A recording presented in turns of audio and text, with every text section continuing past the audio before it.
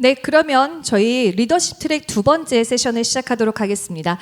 저는 리더십 트랙의 진행을 맡고 있는 국민대학교 리더십과 코칭 24기 졸업생이자 동문회 네트워크 리더십 연구회 콜라 회장을 맡고 있는 이미애입니다. 반갑습니다. 리더십 트랙 두 번째 주제는 양손잡이 조직 개발의 실제라는 주제로 저희 홍익대학교 유건재 교수님께서 발표를 진행해 주실 예정입니다. 함께 하시는 분들을 화면으로 소개해 드리겠습니다. 네. 유건재 교수님께서 발제를 진행해 주시고요. 그리고 윤덕수 대표님 드림랩스 코리아의 대표님께서 패널을 맡아주시고 리얼워크 정강욱 대표님께서 패널을 맡아주십니다. 그리고 오늘의 이 전체 과정을 마성혁 국민대학교 교수님께서 모더레이터로 수고해 주실 예정입니다. 앞서 화면을 다시 한번 소개드리면 저희가 발제가 진행되는 동안 앞에 QR코드로 접속하시면 패들렛 화면으로 연결됩니다. 그 페이지에서 궁금하신 점이나 질문, 의견 등을 남겨주시면 토론이 마무리가 될 때에 함께 그 의견들을 살펴보면서 또 토론 이어가도록 하겠습니다. 첫 번째, 유건재 교수님의 발제를 청해 듣도록 하겠습니다. 큰 박수 부탁드립니다. 안녕하십니까. 홍익대 경영학과의 유건재라고 합니다. 네. 제가 지금 오늘 양손잡이 조직 개발에 대한 말씀을 좀 드릴 거고요. 거기서 그러면 AI가 어떻게 여기에 영향을 미쳤느냐, 그리고 목적이라는 것이, 기업 목적이라는 것이 과연 어떤 기능을 하는 것이냐. 20분이라 제가 너무 짧아서 이 많은 내용을 전달이 가능할 거냐 고민을 엄청 했지만 어쨌든 최대한 전달을 해드리려고 노력을 하겠습니다. 자, 처음에 보시면 한국 기업의 도전이라고 되어 있거든요. 양손잡이 이론은 1990년 중반에 나옵니다. 미국에서도. 그러니까 초반이란 얘기죠. 하지만 한국에 이미 두 기업에서 시도를 하셨어요. 양손잡이의 종류는 굉장히 다양합니다. 왼쪽에 보시면 LG전자는 F 프로젝트라고 기존의 사업에서 독립을 해서 한번 혼자 생각을 해봐. 그래서 새로운 프로젝트를 만들어 봐라는 개념으로 시작을 하게 된 거죠. 그래서 보시면 조성진 과장에게 그때 정권을 줍니다. 그때 과장인데 고졸이었어요. 파격적이었죠. 근데 이분이 나중에 CEO가 되십니다. 근데 어쨌든 굉장한 성공을 했어요. 근데 제가 이 사례를 보고 너무 반가웠어요. 정말 자서전 정말 작은데 딱 이 내용이 있는데 한국에도 이게 있었다. 너무 반가웠고, 두 번째로 삼성전자 같은 경우는 너무너무 유명한 거죠. 근데 이게 전통적인 양손잡이 구조는 아니에요. 그런데 핵심은 뭐냐면 디자인 조직을 CEO 직속으로 두게 됩니다. 직속으로 두게 됐다는 의미는 뭐냐면 디자인 기능이 제 목소리를 낼 수 있다는 거예요. 그때부터 삼성전자의 디자인 역량이 어마어마하게 발전하게 됩니다. 그래서 양손잡이의 핵심은 분리를 시켜서 각자의 목소리를 내게 하고요. 윗단에서는 통합을 하는 게 양손잡이 조직의 실체입니다. 자, 그리고 양손잡이는 신생기업에게 적용되는 이론은 아닙니다. 이미 뭔가를 하고 있는 조직을 대상으로 하는 거죠. 자, 그래서 왼쪽을 보시면 활용. 지금 하고 있는 것들이에요. 그죠? 그래서 효율적이어야 되고, 명확해야 되고, 목표 달성해야 되고, 실행 강조. 우리 너무너무 익숙한 내용들이죠. 그죠? 너무너무 익숙해요. 그리고 왼쪽에 새로운 산업이 필요해요. 우리가. 그러면 어떻게 해야 되느냐? 유연해야 되고, 자율적이어야 되고, 창의적이어야 되고, 실험을 격려한다. 알아요. 근데 문제는 뭐냐? 이 두 개의 개념이 공존해야 된다는 거죠. 공존. 자, 그러면 공존을 했는데 성과에 대한 압력이 들어와요. 그럼 어디로 먼저 눈이 돌아갈까요? 여기로 돌아가는 겁니다. 그래서 이쪽 부분이 늘 밀려나가 버리는 거죠. 모든 CEO는 그것에 대해서 고민을 하고 있는 겁니다. 예. 그래서 이제 마르치라는 사람이 1991년에 이 개념을 먼저 던져주죠. 그리고 그 이후에 폭발적으로 연구가 확장이 됩니다. 자, 그래서 그 이후에 이제 학자들이 고민했죠. 그러면 도대체 이 균형을 어떤 방식으로 맞출래? 두 가지로 보통 나누어서 생각을 합니다. 구조적 양손잡이랑 맥락적 양손잡이로 구분을 해요. 구조적은 앞에 보신 LG전자, 삼성전자가 대표적인 예고, 그 다음에 IBM의 EBO인데 너무너무 연구가 많이 됐어요. 그래서 이 다음 장에 자세히 설명을 드릴 겁니다. 왜 EBO라는 게 너무너무 훌륭한 양손잡이 조직인지. 자, 그런데 구조적 양손잡이와 대응해서 맥락적 양손잡이라는 게 있어요. 이것은 뭐냐? 개인이 알아서 활용과 탐색을 왔다 갔다 하는 겁니다.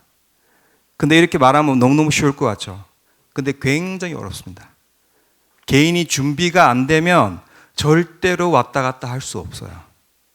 그리고 조직에서도 제도적으로 마련을 해줘야 됩니다. 네, 그 부분 연계해서 설명을 좀 드릴게요. 자, 구조적은 보시면 물리적 경계로 나눠요. 여기 보시면 신규 사업에 제조 R&D 거의 모든 기능을 넣어라라고 학자들은 얘기를 합니다. 하지만 이 실현되는 모습은 굉장히 다양해요. 어떤 곳은 제조가 없는 경우도 있고요. 어떤 경우는 마케팅이 없는 경우도 있고요. 굉장히 다양하다라는 것. 어쨌든 확실하게 물리적으로 나눠졌기 때문에 각각에 속해 있는 사람들은 혼란이 없어요. 나는 이것만 하면 돼. 그러면 어디서 혼란이 올까요? 윗단입니다. 어려워요, 이 사람들이. 적절한 시점에 넘겨줘야 되거든요. 자, 맥락은 뭐냐면 문화를 만듭니다. 문화. 제도도 있어야 돼요. 그래서 각각의 개인들이 활용과 탐색을 왔다 갔다 해야 돼요. 그러려면 어떻게 된다? 일단 자율이라는 게 가야 돼요. 자율. 자유가 아니죠. 자율은 책임을 져야 되니까. 그리고 여기서 목적 가치라는 게 매우 중요합니다. 왜냐하면 행동의 방향이 너무 많기 때문에 그 방향의 바운더리를 만들어줘야 돼요. 그 바운더리는 무엇이 만들어주느냐? 목적 가치입니다. 신뢰는 이것들이 돌아가는 바탕이에요. 바탕. 그래서 이 세 가지가 잘 정립이 돼야지만 맥락적 양손잡이는 잘 구현이 된다라는 거죠. 그래서 맥락적은 여러분들 잘 아시는 뭐 구글이라든지 뭐 넷플릭스라든지 이런 기업들도 많이 쓰는 방식이긴 합니다. 자, 그래서 EBO 한번 설명을 해드릴게요. 91년, 93년에 엄청난 손실을 일으킵니다. 그런데 그 이전에 거의 40년, 50년 동안 IBM은 한 번도 흔들린 적이 없어요. 너무너무 많은 수익을 냈어요. 그러니 기업이 어떻게 된다고요? 예, 관료화가 됩니다. 왜? 안 해도 돈을 벌어요. 그래서 이때 처음으로 엄청난 손실을 입고 루 거스너가 이때 등장을 합니다. 많이 들어보셨을 거예요. 루 거스너, 그죠? 그래서 이 사람이 일단 기본적인 것들을 다 일단 정리를 하고요. 신사업 실패를 들여다봐요. 왜 우리는 신사업이 잘 안 돼? 봤더니 너무너무 가슴 아픈 게 뭐냐면 기술이 있는데 산업화가 안 된 거예요. 그래서 이 사람 더 화가 난 거죠. 이러면 안 되겠다. 제도를 바꾸자. 그게 Emerging Business Opportunity입니다. 그래서 어떻게 바꿨냐면 성숙 비즈니스, 성장 비즈니스, 미래 비즈니스로 나눠버려요. 뭐 이거는 뭐 그렇다 치더라도 가장 중요한 핵심은 평가 기준입니다. 평가 기준을 바꿔버려요. 성숙 비즈니스는 수익 마진 비용, 우리가 늘 알고 있는 것. 성장 비즈니스는 시장 점유율, 성장률이에요. 이까지는 안 보겠다 이 말이죠. 그리고 미래 비즈니스는 마일스톤만 보는 거예요. 신제품 개발 2개월 뒤까지 하면 돼요. 그 전까지는 이게 없으니 사람들이 이 프로젝트 안 들어가요. 왜? 이 프로젝트를 이 기준으로 설명을 하고 적용을 해버리는 거예요. 손해보기 싫은 거죠. 손해보기 싫은 거죠. 너무너무 당연한 심리입니다. 이것을 바꾸면서 이제 제도적으로, 문화적으로 IBM이 바꾸고 갑니다. 첫 번째, 승진 조건을 넣어버려요. 매우 중요하죠. 이걸 해야 너희들 임원으로 승진시킬 거야. 이렇게 말해버리죠. 안 들어갈 수가 없죠. 그 다음에 달성 가능한 기준으로 바꿔줬잖아요. 할만하겠네. 할만하겠네. 이 마음이 들죠. 그리고 문화적으로, 제도와 문화는 반드시 같이 가야 됩니다. 제도와 문화는 도전 장려 문화를 이제 만들어 가기 시작합니다. IBM에 전혀 없던. 그래서 이 이후로 어쨌든 IBM은 사실 시각적으로 딱 앞에 나서진 않아요. 근데 제가 이제 IBM에 대해서 조금 연구를 많이 했는데 늦지만 늘 올바른 방향으로 방향을 잘 틀어왔습니다. 네. 자, 그러면 이제 양손잡이 조직이 실제로 작용하려면 어떻게 해야 되느냐? 처음에는 구조입니다. 구조에서는 두 가지입니다. 분리하고 통합. 앞에서 계속 제가 말씀드렸죠. 분리하고 통합. 분리를 하면 제도는 그 분리를 지지를 해야 됩니다. 특히나 평가제도. 그래야 내가 마음 놓고 탐색 관련된 부서에서 일을 할 수가 있는 거죠. 그 다음에 목적과 리더십이 있는데요. 목적은 활용과 탐색이 동시에 존재하도록 만들어주는 큰 바탕입니다. 그래서 제가 앞으로 하고 싶은 연구 중에 하나도 목적 중심의 기업입니다. 이 기업들이 어떻게 다양한 활용과 탐색을 안고 갈 수 있는지. 그리고 리더십은 문화예요. 문화를 형성하게 만듭니다. 그러면 간단하게 얘기하면 분리를 하는데 제도로 그것을 지지를 하고, 분리를 하면 통합을 해야겠죠. 통합은 목적과 문화로 해 나간다는 얘기로 생각을 하시면 돼요. 근데 묘하게 진짜 마이크로소프트, IBM, 삼성전자 거의 비슷하게 메커니즘을 만들어 갑니다. 자, 그래서 구조만으로는 부족합니다. 구조만으로 부족하고, 혁신팀이 실패하는 사례, 저도 너무너무 많이 봤어요. 보시면 혁신팀, 현업팀에서 너희들 현실 모르잖아 이렇게 얘기하거든요. 반대로 혁신팀한테는 너희들 현업을 왜 무시해? 너희들의 바탕은 우린데. 대부분의 논리가 이거예요. 그러면 이거에 대해서 통합이 안 된다? 그냥 흘러가요? 성과 안 나오거든요? 없어집니다. 예. 그래서 이때 활용과 탐색을 묶어주는 역할을 문화가 하는 겁니다. 문화가. 그래서 문화가 굉장히 중요하고 목적이 하는 겁니다. 목적이 그래서 굉장히 중요합니다. 그리고 앞으로 더 중요한 이유는 제가 지금 다다음 주에 이제 한 기업에 강의를 가는데 역사를 조금 이렇게 공부를 했어요. 해봤더니 어쨌든 대부분의 기업들이 영역이 확장되고 있어요. 확장되려면 이 바운더리 없이는 확장의 방향이 너무 중구난방으로 갈 수밖에 없습니다. 그래서 목적이 중요합니다. 그리고 평가 시스템 앞에서 말씀드린 부분 그대로 가야 됩니다. 이거 매우 중요합니다. 평가. 근데 이게 기존의 활용에 있는 팀에서 동의를 안 하는 경우가 많아요. 왜 저기는 이 잣대를 안 가져가는 거냐? 이거 불공정한 거 아니냐? 이렇게 사실 이의를 제기를 하거든요. 근데 아니죠, 사실은. 초등학생이랑 중학생이랑 평가가 달라야 되잖아요. 근데 그걸 똑같이 해달라는 얘기니까. 그리고 통합 메커니즘도 없습니다. 앞에서 IBM은 어떻게 했냐면 해라이즌 1에서 일정 수준으로 가면 해라이즌 2로 가고요. 2에서 어떤 요건들을 만족하면 3으로 이동하도록 되어 있어요. 근데 만약에 그게 없으면 대부분은 활용해서 밀어냅니다. 밀어내요. 그러니까 밀어낼 가능성도 높다라는 거죠. 자, 그래서 기업 목적은 세 가지 역할을 합니다. 모순 조율을 하고요. 심리적 안정감도 줍니다. 왜? 실패도 내가 탐색을 통해서 더 높은 곳으로 가기 위한 하나의 방법이라고 인식을 하게 해주고요.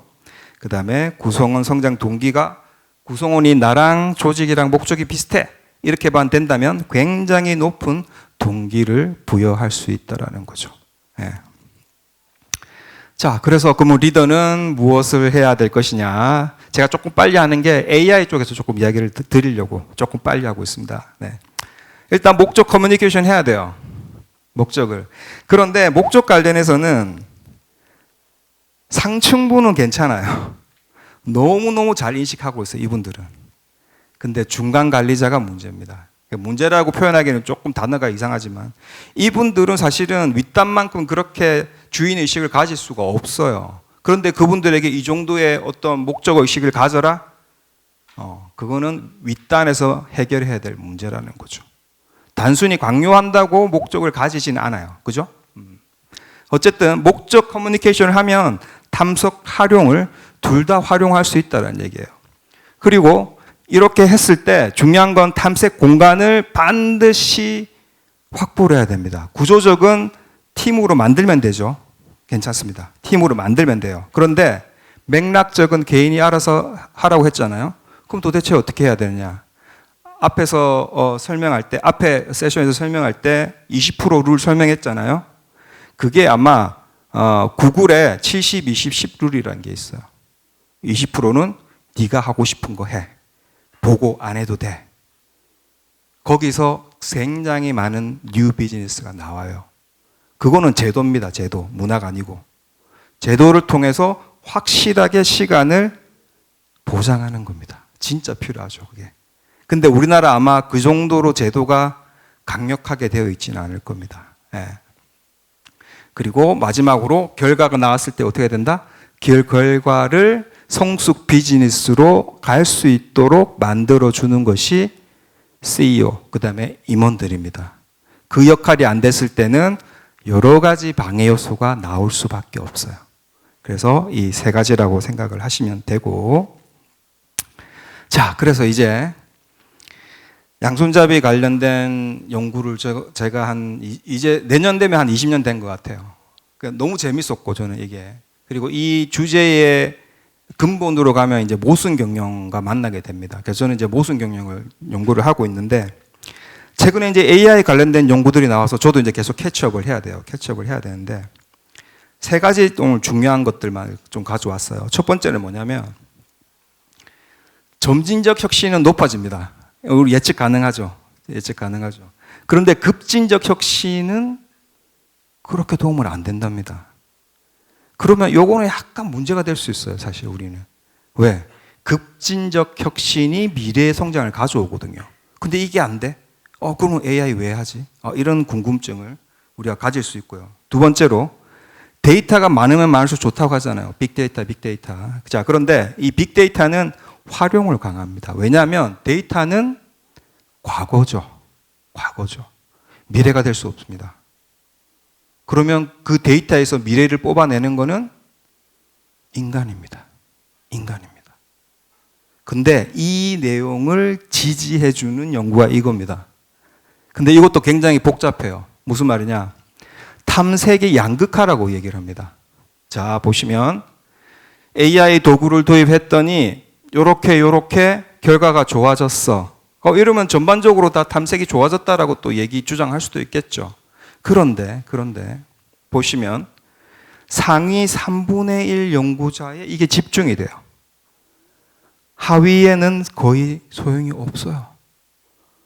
무슨 말이냐면 역량에서도 차이가 많이 나게 되고 잘하는 사람이 더 많이 가져가는 그런 현상이 일어난다는 겁니다.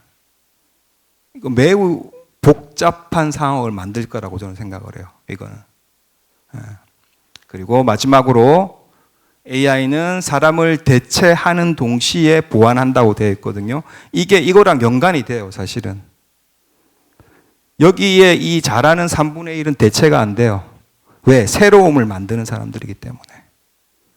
그러면 AI는 이들을 확장시켜주는 역할을 해버리는 거죠. 그래서 AI와 관련된 양손잡이 조직에 대한 결론을 좀 내려보면 활용에 대한 비용은 엄청나게 싸집니다. 너무너무 쉬워집니다. 저도 매일 느껴요. 쓰면서 매일 느껴요. 그리고 탐색에 대한 진입 장벽도 속도가 양극화돼요. 지식이 많은 사람, 인사이트가 많은 사람과 그렇지 않은 사람 간의 결과 차이가 어마어마하게 나게 되는 거죠. 어마어마하게. 자, 그래서 어쨌든 이제는 활용과 탐색의 분리가 저는 더 적극적으로 일어나야 된다고 봐요. 그래서 정말 탐색을 잘하는 사람들을 위해서 이렇게 그들이 할 수 있도록 구조적이라든지 문화적이라든지 제도적으로든지 밀어내야 된다고 생각을 하고, 자, 그 다음에 이제 데이터 같은 경우에 도움을 주지만 탐색 전환은 사람이 만든다라고 얘기를 했고요. 자, 그러면 이제 AI가 증복하는 것은 결국 사람이다라고 제가 말씀을 드렸어요. 그러면 이 의미는 뭐냐면 AI를 가져오는 건 사람이 돼 새로움을 만드는 거는 결국 사람이다. 그런데 이 사람은 매우 소수가 될 거다. 좀 슬픈 얘기이기도 해요. 그러면 어떤 현상이 나중에 일어날 수 있냐면 그 잘하는 사람이 없어졌어요.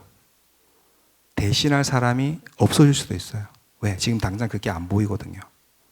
근데 그 고민을 하다가 얼마 전에 뉴스를 하나 제가 재밌는 걸 찾았습니다. IBM에서는 신입부터 의도적으로 사람을 더 뽑기 시작했대요. 효율을 생각하지 않고 파이프라인을 만들겠다라는 거죠.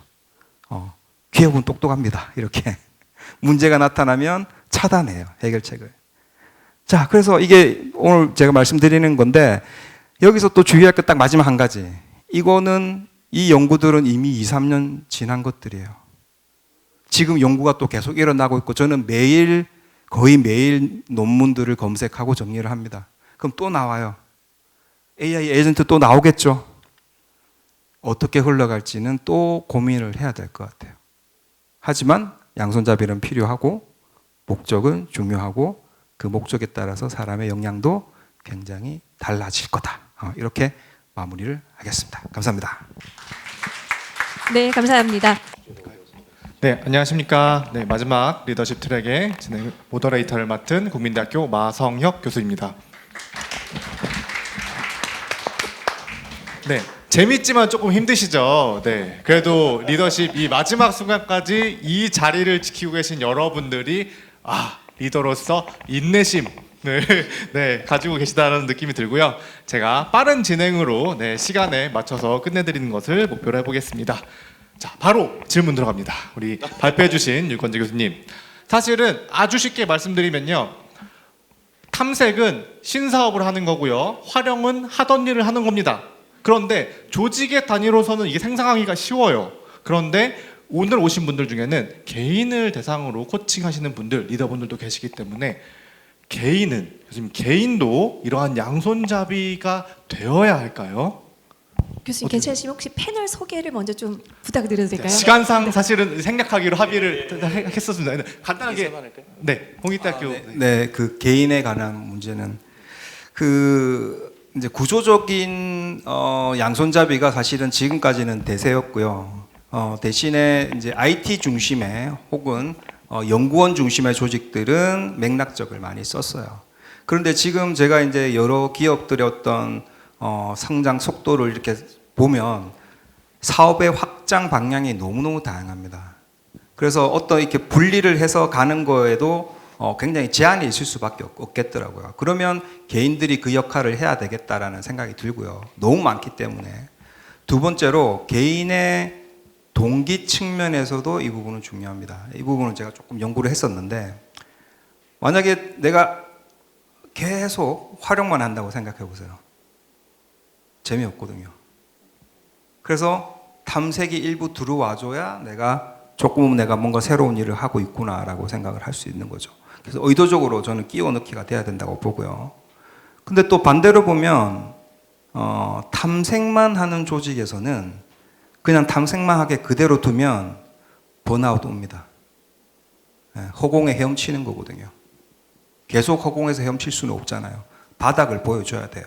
그런 경우는 조금 콘크리트한 사례들도 의도적으로 저는 끼워 넣기를 해야 된다. 그래서 그 거시적인 측면과 미시적인 측면 그렇게 생각해서 개인도 양손잡이가 되어야 된다 이렇게 생각합니다. 네, 감사합니다. 앞 세션의 이야기와 연결이 되는 것 같습니다. 아까 네이버에서도 말씀해 주셨는데 이제는 부서를 나눠서 그걸 할 게 아니라 한 팀 안에서도 그것이 두 가지가 다 발생하도록 만들어야 된다. 이런 맥락으로 이해하면 좋을 것 같습니다. 다음으로 이 회사에서 쓸데없는 일, 가짜 노동이 싫어가지고 리얼워크라고 하는 회사를 만드신 우리 정강욱 대표님께 한번 여쭙도록 하겠습니다. 자, 그러면은 말씀대로 이제는 개인도 두 가지를 동시에 다 해야 되는 시대가 도래를 해왔습니다. 물론 너무 바람직하죠. 근데 앞에서 말씀하신 것처럼 지금 해야 되는 일도 바빠 죽겠는데 다른 걸 새로 찾아라.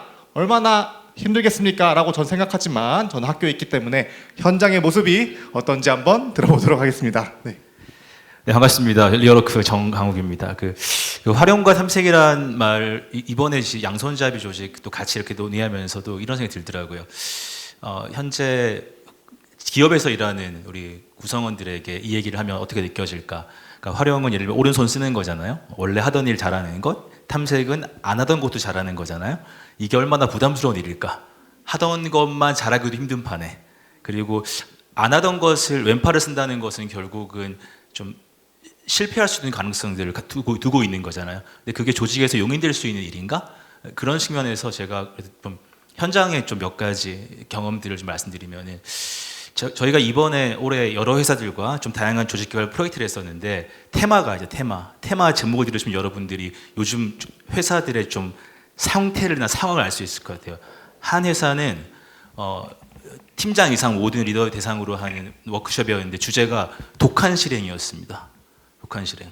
또 한 조직은 여기도 팀장 이상 전체 모여서 토론을 되게 깊게 해도 워크숍이었는데 주제가 치열함이었습니다. 치열함이라는 키워드만 가지고 논의를 한 겁니다. 또 한 회사는 그 대표님과 저희가 인터뷰하면서 임원들에게 전할 메시지를 좀 찾는 일이었는데 꼼꼼함이었거든요. 근데 한마디 보시죠. 미친 듯한 꼼꼼함을 표현하시더라고요. 그러니까 이러한 어떤 굉장히 좀 뭐라고 할까요? 굉장히 급박하게 돌아가고 위기를 타개해야 되는 그런 푸시가 굉장히 있는 상황에서 여기서 한번 뭐 실패해도 괜찮아, 시도해봐라고 하는 것들이 구성원들에게는 굉장히 큰 압박으로 올 수 있다 생각하고요. 또 하나는 실패를 결국은 위에 임원들이나 경영진 어떻게 바라보는가 이 얘기인데, 저희가 지난달이었습니다. 지난달에 한 좀 이름되면 알만한 좀 큰 회사의 최고 경영자 분을 좀 2시간 동안 깊게 인터뷰한 적이 있었어요. 근데 그분이 본인의 철학들을 좀 이렇게 얘기하고 생각을 얘기하는 자리였는데 이렇게 얘기하시더라고요. 본인의 실패를 용인할 수는 있대요. 자기는 용인할 수 있대요. 단 3가지 조건이 필요하대요. 3가지 조건이. 하나가 실패하지 않도록 철저히 준비했는가. 네. 두 번째는 실패하지 않도록 최선을 다했는가, 과정에서. 정확한 시사점을 찾았는가, 3번째로. 그 3가지가 되면 자기는 그런 실패는 마음껏 용인할 수 있다 이렇게 말씀하시는데 뒤에 계시는 임원분들 표정이 굉장히 안 좋아지더라고요. 이게 근데 또 이해가 되잖아요. 경영자가 아니 탐색 마음대로 해, 편하게 해. 그럼 실패하면 어때? 내가 커버해 줄게라고 할 수 있는 여유 있는 조직 상황이 아닌 경우가 너무 많은 거예요. 기본적으로 저는 이 양손잡이 조직 혹은 구성원들이 탐색으로 간다고 생각했을 때 우선은 개인 차원, 개인 수준에서 그것들을 좀 요청하기는 쉽지가 않다고 생각합니다. 기본적으로요. 근데 긍정적 일탈이라는 표현이 있거든요. 몇몇 분들은 그럼에도 해내시는 분들이 있습니다.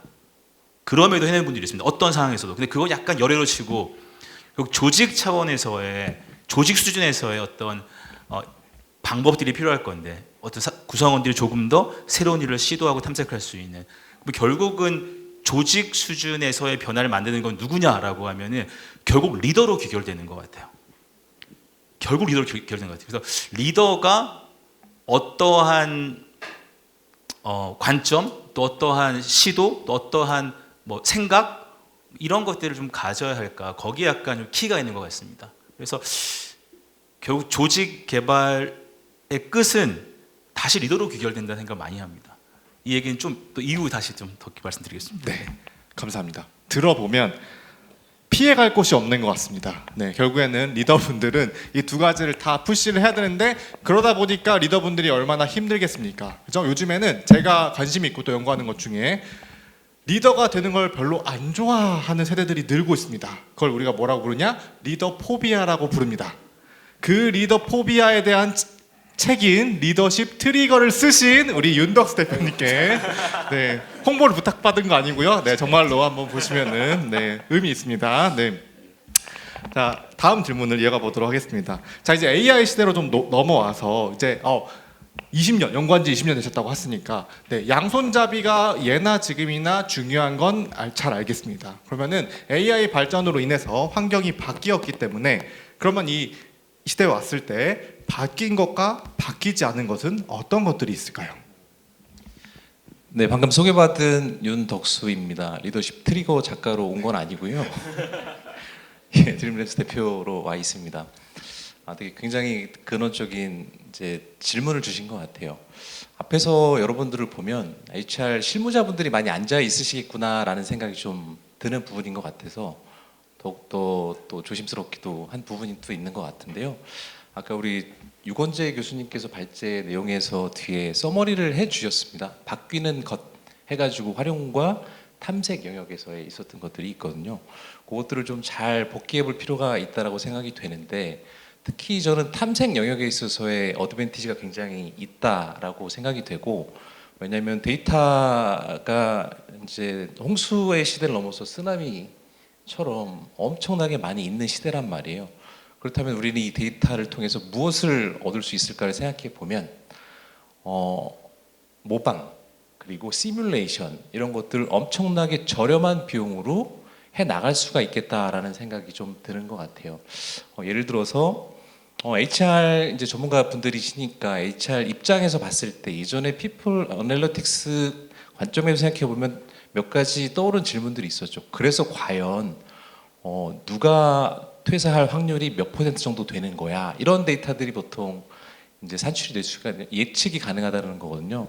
근데 이제는 그 많은 데이터들을 통해서 저희가 얻을 수 있는 것들은 좀 더 A 팀장이라고 하는 사람을 B 환경 공간에다가 투입했을 때 어떤 상황들이 여기서 나올 수가 있는 거지? 라는 시뮬레이션 같은 것들이 특히 이제 강화가 되는 게 이제 저는 바뀐 것 중에서 이제 많이 만들어지고 있는 상황인 것 같고요. 그 외에도 굉장히 많을 것 같은데 상징적으로다가 이 사례를 좀 설명해 드리고 싶었고, 그리고 좀 더 바뀌지 않는 것에 좀 더 포커싱을 해서 그게 저희 주제와 맞닿아 있는 면이 있다라고 생각이 좀 되는 게, 아까 그 A 팀장이 B 팀으로 가고 싶지 않은 환경들이 분명히 있습니다. 그게 뭐냐면 기업의 목적이라는 게 분명히 있는데 왜 이 일을 해야 되는지, 또는 왜 내 일이 어떤 가치가 있는 건지, 이게 기업의 목적과 어떻게 얼라이먼트를 만들어지는 건지에 대해서 이해를 못하는 경우가 되게 많거든요. 그래서 이 부분을 좀 제가 컨설팅하고 있는 두 회사를 아주 비교를 좀 해볼 수가 있는 상황인 것 같아서, 똑같은 인더스트리입니다. 저는 헬스케어 바이오 섹터에서 오랫동안 일을 해오고 있는데요.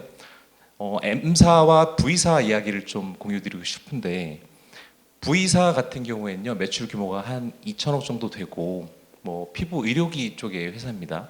잘 나가는 회사예요. 근데 이 회사를 사모펀드에서 이제 매입을 합니다. 사모펀드는 아시는 분은 아시겠지만, 사모펀드는 기업 사냥꾼이거든요. 기업의 가치를 2, 3년 동안 단기간으로 폭발적으로 올려서 다시 되파는 전략을 맞추고 있기 때문에, 새롭게 내정된 이 CEO가 어떻게 조직을 운영할까요? 당연히 숫자만 얘기합니다. 왜? 3년 후에 명확한 오브젝트가 있기 때문에. 그럼 구성원들은 여기서 어떤 시그널을 받느냐? 도구적인 이식으로다 생각을 할 수밖에 없거든요. 아무리 앞에서 얘기해봤자, 그래봤자 우리 회사는 팔려가 나갈 회사잖아, 우리는 도구적인 거잖아, 그러다가 쓰임이 되면 주인이 바뀌는 거잖아, 이렇게 생각을 하거든요. 다른 팀으로 가는 걸 원하지도 않고요. 팀장이 되는 것도 싫어합니다. 다른 이제 외부에서 환경을 되게 찾는, 이게 전형적으로 다 기업이 목적 자체를 이해 못하는 상태에서 숫자 드리븐으로 갔을 때 구조이고요. 드라마틱하게 같은 인더스트리 내에서 다른 회사인데요. M사의 이야기입니다. 규모는 2배가 정도가 더 커요.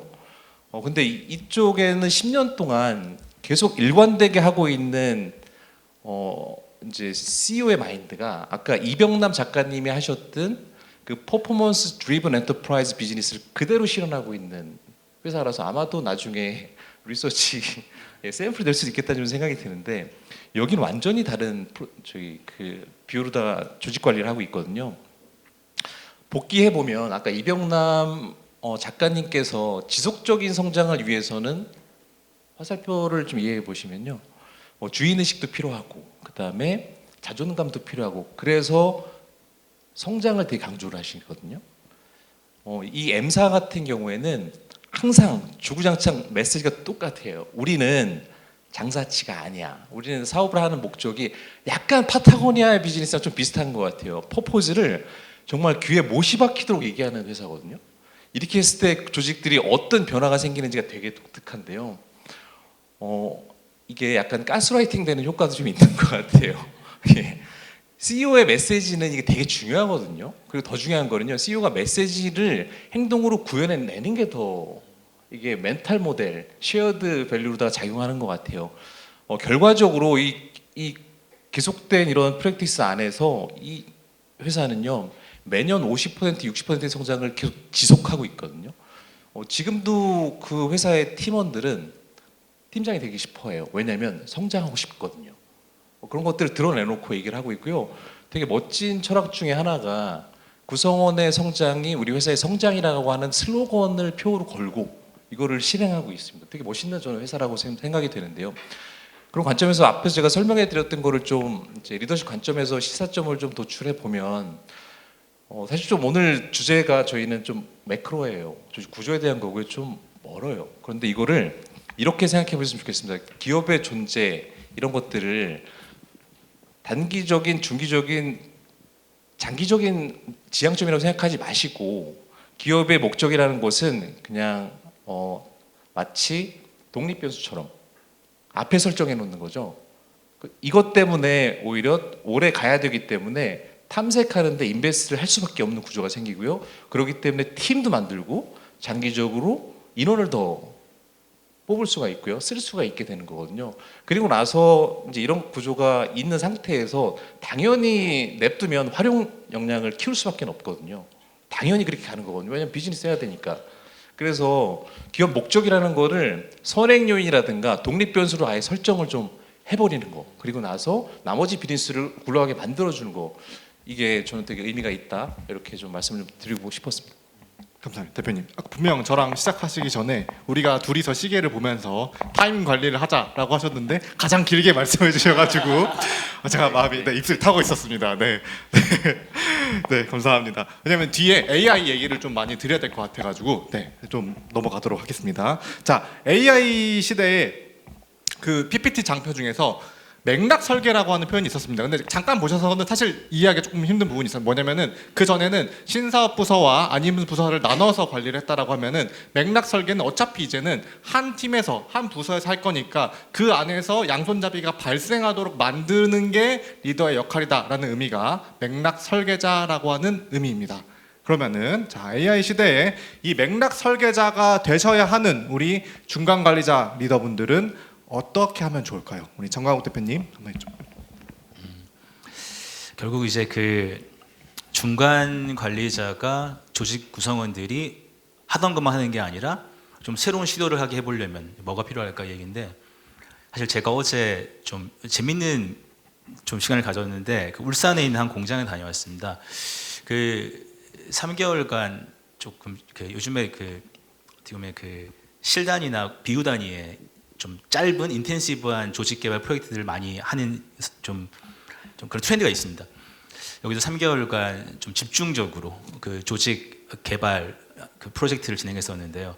타운홀 미팅 전사원 시작해서 그 사이에 이제 리더들은 그룹 코칭을 이제 공장님 1대1로, 그다음에 좀 임원과 팀장들은 그룹으로 쭉 진행했었고, 팀 단위 워크숍을 통해서 팀 간의 협업 문제를 좀 풀었고, 또 여러 가지 인터벤션들을 통해서 그 어제가 끝나는 날이었습니다. 3개월 끝나는 날이었고, 그날 다시 전 직원이 모여서 뭘 했냐면은 그 리더분들이 25분이 나오셔서 본인의 그 3개월간의 성과를 브리핑하는 시간이었습니다. 약간의 이런 거죠. 3개월간 뭘 시도했고, 또 왜 시도했고, 뭘 배웠고, 해봤더니 어땠다. 그로 끝나는 게 아니라 그 다음에는 그 조직에 한 분이 나오셔서 본인이 봤던 그 리더에 대해서 얘기를 하시는 거예요. 왜냐면 거짓말하면 안 되니까 이렇게 본인도 얘기하고 구성원도 얘기하고 그렇게 하는 자리였어요. 오전에는 그런 예선전을 거쳤고 예선전을.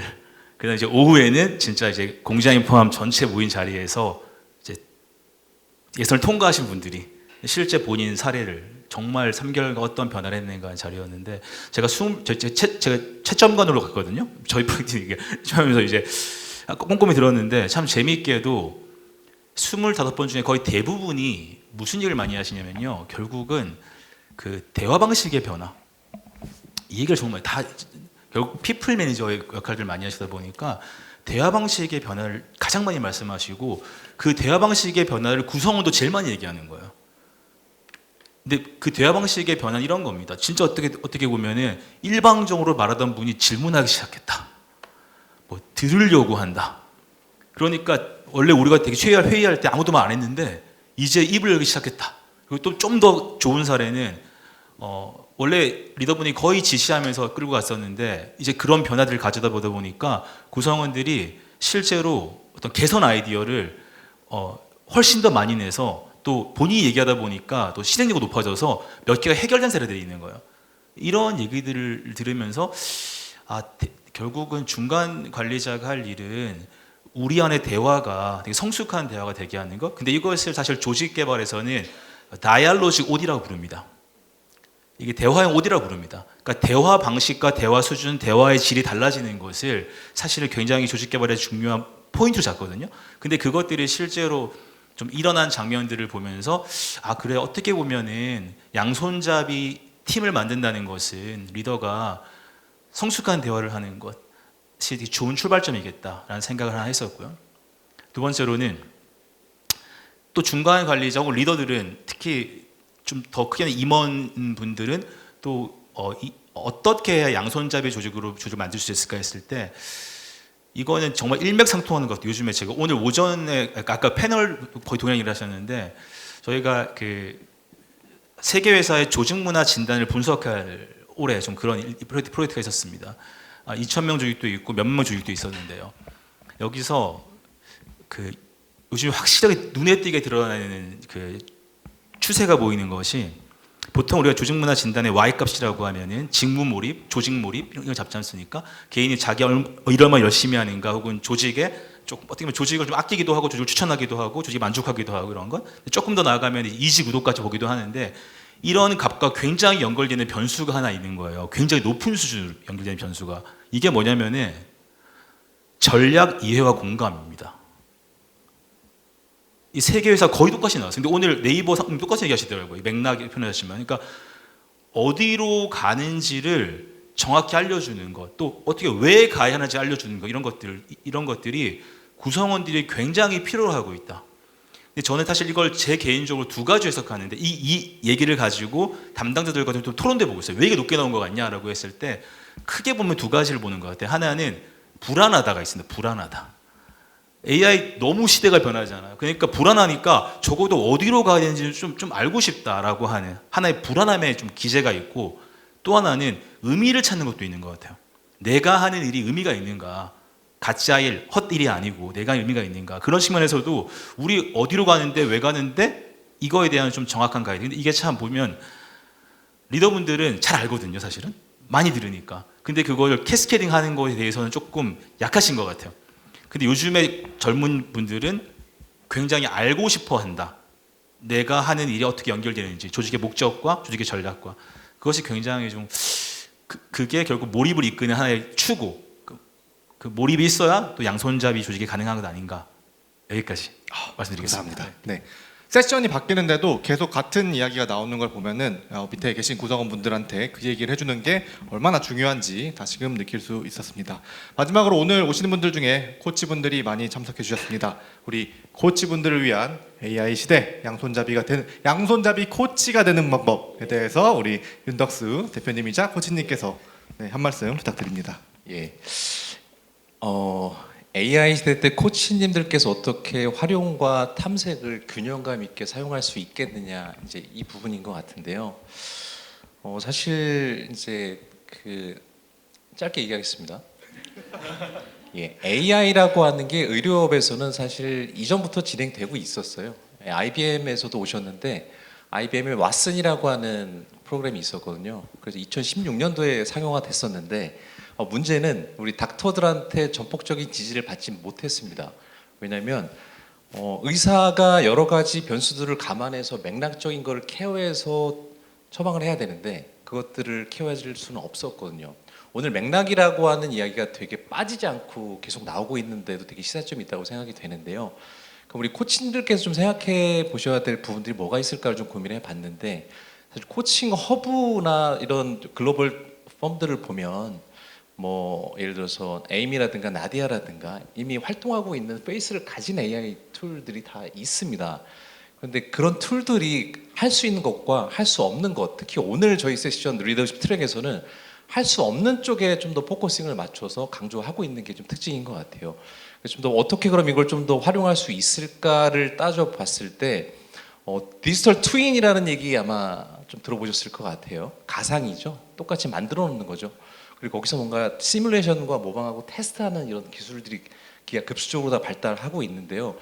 코칭 관점에서도 코칭 입장에서도 AI가 할 수 있는 것은 예를 들어서 뭐 페르소나라든가 아바타를 형성해 놓고 거기에 글과 책과 이런 컨텐츠들이 다 고유의 것들이 있으시거든요. 그런 것들을 다 학습을 시켜 놓고 AI가 할 수 있는 거로 또 치환시켜 버리는 거. 그러면 활용 쪽으로다가 그걸 밀어서 알로케이션 할 수가 있을 것 같고요. 그리고 탐색 쪽에서 우리가 계속 탐구해야 될 것은 무엇이냐면 오늘 이병남 작가님께서 얘기하셨던 바로 그 포인트인 것 같아요. 인간 본연의 부분들 여기에 집중을 해야 되는데 최근에 이제 유튜브 아까 이제 가입 많이 하셨는데요. 저희 경영대학원 거기 MCC 분들 4명을 인터뷰 포커스 그룹 인터뷰해 놓은 부분들을 꼭 한번 들어보셔라라고 드린 이유는 그 4분이 가리키는 코칭의 방향이 다 설정이 되어 있습니다. 예를 들어서 질문보다는 침묵이 더 중요하다라고 얘기를 하고요. 그리고 스킬보다는 존재 그 자체가 더 중요하다. 이렇게 한 방향을 가리키세요. 이게 뭘까? 이게 결국에는 시계로다 놓고 보면 AI 기술은 더 똑똑해져도 사람이 해야 될 것은 더 사람스러워지는 그게로다 다시 만나는 게 아닐까라는 생각이 들어서 이제 그런 그 뭔가 기술들을 어떻게 활용해서 나도 좀 내 콘텐츠를 통해서 코칭을 해 나갈 수 있을까 이런 것을 좀 추천을 좀 드려보고 싶었습니다. 네, 감사합니다. 네. 자, 그럼 다음으로는 시간 관계상 다음 현장 Q&A 세션을 진행해 보도록 하겠습니다. 아마 시간상 한두 분 정도 답변을 드릴 한두 분 딱 좋네요. 네. 빠른 순으로 하겠습니다. 네. 조직 설계는 결국 리더로 귀결된다는 말씀이 인상적입니다. 조직 설계에서 조직 문화는 너무 중요한 요소인데 결국 최고 경영자인 리더로 좁혀진다면 이 문제를 조직 설계를 고민하는 기업 대표로서 어떻게 접근하는 것이 바람직하다고 보시는지 궁금합니다. 약간 기업 대표 레벨의 질문인 것 같습니다. 그렇다면 우리 유건재 교수님께 답변을 요청드리는 게 좋지 않을까 싶습니다. 지금 어려운 질문들. 네, 알고 있습니다. 네. 네. 자, 질문이 이 문제를 조직 설계를 보면 기업 대표로서 어떻게 접근하는 것이 바람직하냐. 제가 그 양손잡이 관련된 기업들 연구하면서 어쨌든 좀 굉장히 다양한 사례들을 보거든요. 결국 중요한 거는 그 CEO가 가지고 세상을 바라보는 그 관점을 조직 속에다가 푸는 거더라고요. 남을 따라하는 것이 아니라. 근데 사실 그게 쉽지는 않습니다. 내가 이 기업을 통해서 뭘 하고 싶고 어떤 가치를 주고 싶고 이게 먼저 결정이 되고요. 이걸 바탕으로 조직 내에 어떻게 조직 제도를 설계하고 문화를 설계하는 것까지 연결이 되잖아요. 근데 만약에 그 생각이 없이 그냥 수익만 창출하겠다? 절대 안 나옵니다. 저런 개념 자체가. 그래서 저는 다시 본인으로 돌아가서 본인은 왜 사업을 하고 싶은 것이고 이 사업을 통해서 어떤 가치를 주고 싶은 것인지에 대해서 곰곰이 생각을 한다면 그게 조직 속으로 들어가면 저는 가능하다고 봅니다. 네. 예, 첨언을 좀 드리고 싶었는데 저 질문을 주신 분께서의 의중을 봤을 때 일단은 최고 경영자가 지금 움직이지 않는 상태인 거잖아요. 변화를 만들어야 되겠고 그렇다면 최고 경영자를 저희 국민대 리더십과 코칭 MBA를 일단 데리고 오셔서 힘을 모으시는 방법이 첫 번째 가능성이 높을 것 같고요. 그리고 힘들어도 결국에는 변화의 방향은 낙수 효과, 트리클 다운 이펙트라고 하는 방향으로 다 가야지 이게 더 코스트 이펙티브하다고 생각하거든요. 아래에서 바텀 업도 있지만 포기하지 마시고 누가 나한테 체인지 에이전트 역할을 해줄 수가 있을까를 연대를 하시고 그렇게 영향력을 좀 넓혀 가셔라. 그리고 석세스 케이스를 만들으셔라.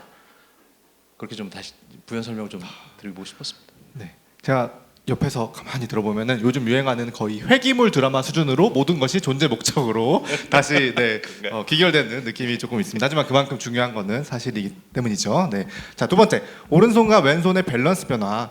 AI가 도입되며 탐색과 활용의 선호가 필요 비율이 달라졌을까요? 그렇다면 양손잡이 조직이 오른손잡이나 왼손잡이가 되는 건 아닐까요? 활용 영역은 AI가 대체하고 탐색 영역이 인간의 영역으로 남는 것일까요? 이것도 죄송하지만 발제자분께 한번 의견을 듣고 첨언을 들으면 좋을 것 같습니다. 네.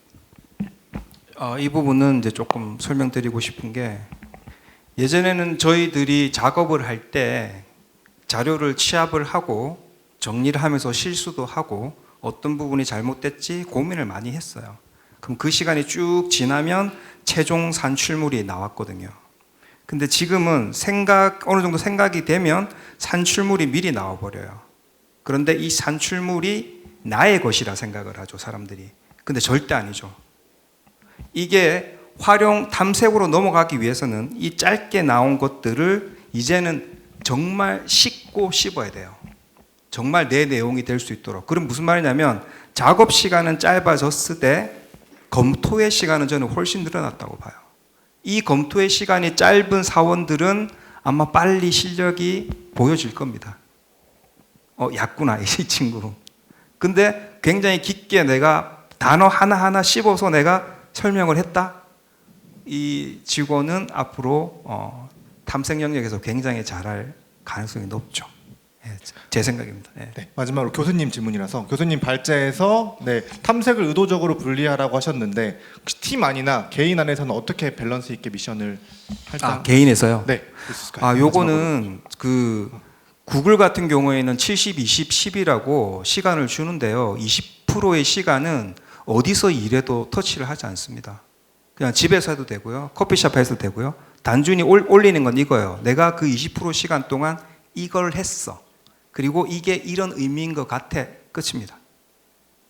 근데 우리나라는 만약에 그렇게 했다면 조금 다른 반응이 오겠죠.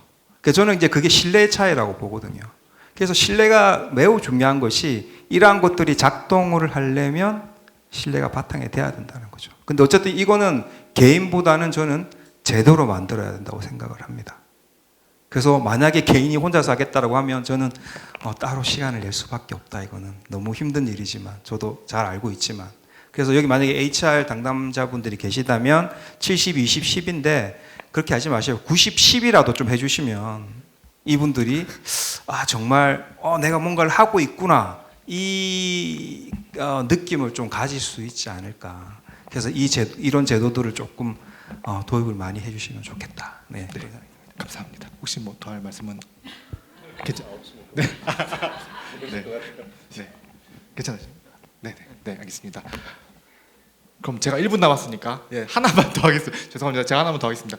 왜냐면은 맨 마지막 질문 관련해서 그 최근에 연구에 나온 실전 팁 2개만 알려드리겠습니다. 한 팀에서는요. 얼리 어댑터 성향을 가진 친구들이 따로 있습니다. 그래서 그 친구들한테 탐색을 맡기고 원래 그거랑 안 맞는 친구들한테는 그냥 활용을 맡기는 게 조금 더 효과적이다라고 알려진 바 있고, 두 번째 더 핸즈온 팁으로는 GPT 많이 쓰실 때 명령 자체를 다르게 주셔야 됩니다. 그냥 예를 들면은 새로운 이미지 만들어줘라고 하면은 그 친구가 뚝 만들어주죠. 그리고 여러분들 어떻게 씁니까? 여기 좀 마음에 안 드는데 요것 좀 고쳐줘. 이렇게 하게 됩니다. 그러면 탐색이 발생하는 게 아니라 그냥 그 그림에서 활용만 발생하게 되는 거예요. AI를 통해서 탐색을 하고 싶으면요, 처음부터 질문이 어떻게 나가야 되냐? 나 그림 그리고 싶은데 후보를 3개 그려줘 해야지 전혀 다른 아이디어가 3개가 나오고 그 중에서 나는 C를 고를게. 그럼 C에서 조금 더 고쳐줘. 이렇게 들어가야지 응용이 되는 겁니다. 그러니까 AI를 조금 더 이 2가지 방향으로 잘 활용하셨으면 하는 마음입니다. 자, 여기까지 저희의 감사합니다. 지금까지 고생해주신 마성혁 교수님과 패널 그리고 발제하신 교수님께 큰 박수 부탁드리겠습니다. 감사합니다. 감사합니다.